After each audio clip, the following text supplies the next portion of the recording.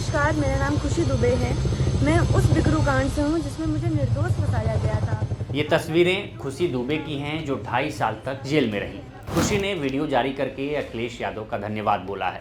कानपुर का चर्चित विकरू कांड को आप लोगों ने सुना ही होगा, जिसमें विकास दुबे की तथाकथित गाड़ी पलट गई थी। विकरू कांड में एक चर्चित नाम खुशी दुबे का भी था। खुशी दुबे की मां बीमार थी, उनके इलाज के लिए ऑपरेशन कराना था। ऑपरेशन का खर्च इतना ज़्यादा था कि खुशी उस खर्च को उठाने में असमर्थ थी। उन्होंने अपनी मां की ज़िंदगी के लिए हर दरवाज़ा खटखटा लिया, लेकिन उनकी कहीं से भी कोई मदद नहीं आई। लेकिन जब ये बात अखिलेश यादव तक पहुंची तो सपा सुप्रीमो अखिलेश यादव ने खुशी दुबे की माताजी के इलाज में मदद की। खुशी दुबे ने वीडियो शेयर करके इसकी जानकारी दी है। उन्होंने कहा कि उनके पास शब्द नहीं हैं कि वो कैसे अखिलेश यादव का शुक्रिया अदा करें। आपकी वजह से हम एक बार फिर अपनी माँ से मिल पाएंगे। नमस्कार, मेरा नाम खुशी दुबे है।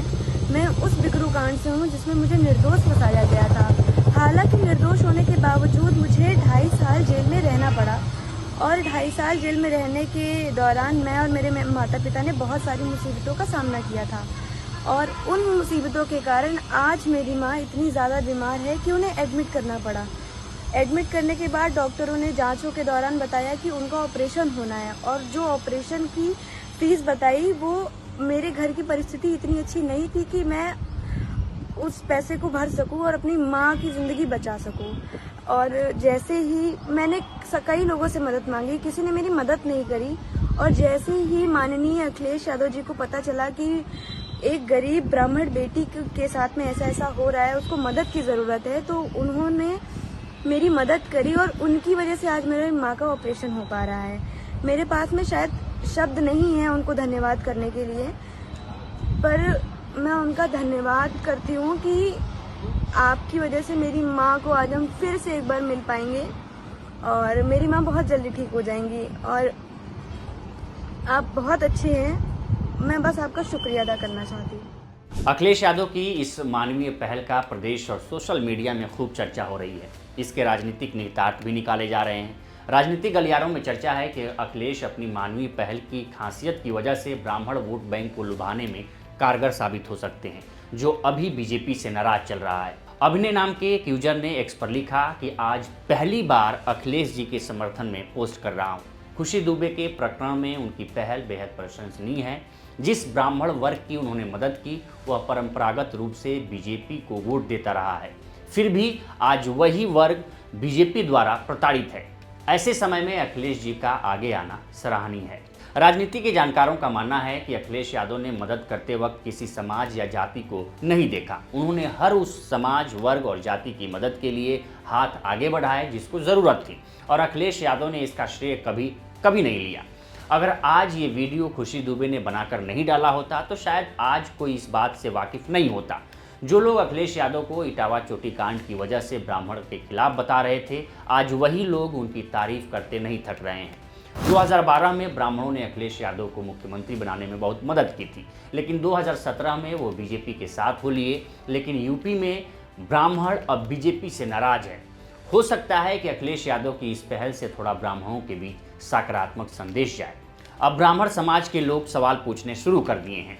अनिल मिश्रा नाम के एक यूजर ने एक्स पर लिखा कि खबर है कि यूपी के डिप्टी सीएम खुशी दुबे के परिवार से मिलने लखनऊ के अस्पताल पहुंचे, पर परिजनों ने मिलने से मना कर दिया।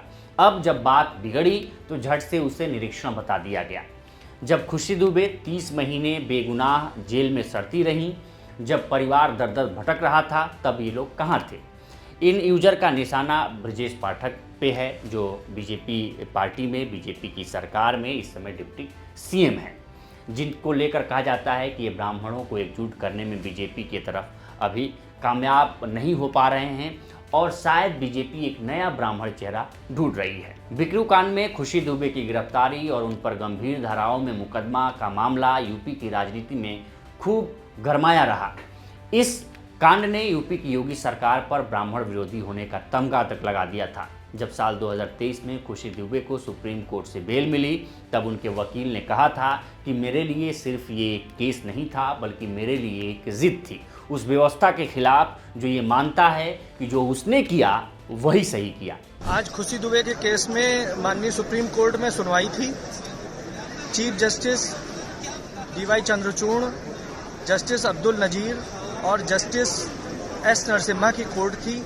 बेल 5वें नंबर पे पेश हुई। बेल पर काफ़ी बहस हुई। विवेक तनखा जी सीनियर एडवोकेट अपीयर हुए, मैं शिवाकांत दीक्षित भी अपीयर हुआ।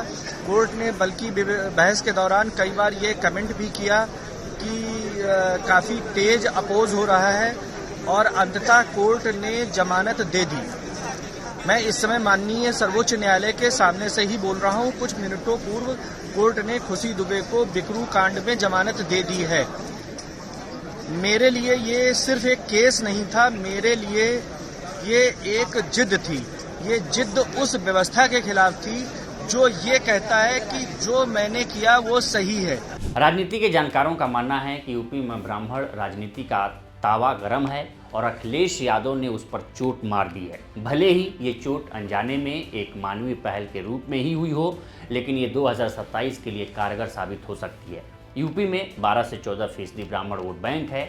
अगर अखिलेश यादव के पीडीए के साथ ये जुड़ जाता है तो 2027 में अखिलेश को मुख्यमंत्री बनने से कोई नहीं रोक सकता। सिर्फ अखिलेश यादव को इसे बरकरार रखना होगा। फिलहाल इस रिपोर्ट में इतना ही। इस पर आपकी क्या राय है हमें कमेंट कर सेक्शन में ज़रूर बताएं। बाकी देश दुनिया की तमाम खबरों के लिए बने रहें लोकमत हिंदी के साथ। नमस्कार।